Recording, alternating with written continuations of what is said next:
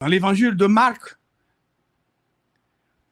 Jésus-Christ est le serviteur de l'Éternel. Donc, l'évangile de Marc nous fait voir l'aspect du ministère de Jésus-Christ en tant que serviteur. Dans l'évangile de Luc, Jésus-Christ est l'homme de l'Éternel.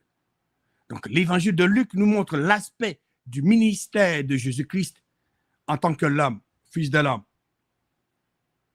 Et dans l'évangile de Jean, Jésus-Christ est le fils de l'Éternel. Donc, l'évangile de Jean nous fait connaître, nous fait voir l'aspect du ministère de Jésus-Christ en tant que fils de Dieu. Oui, Jésus-Christ est le fil rouge de la parole de Dieu de Genèse, Apocalypse. Jésus-Christ est le sujet de la parole de Dieu tout entière. Jésus-Christ est le passe-partout à l'interprétation de la parole de Dieu. Les évangiles, c'est complète. Ils ne se contredisent pas, mais ils se complètent, comme nous allons le voir tout à l'heure.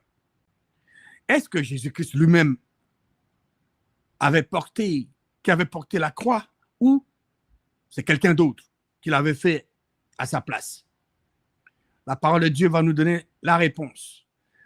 La plupart d'entre nous connaissons l'enseignement généralement accepté que Jésus fut amené devant Pilate, qui plus tard le fit battre de verge.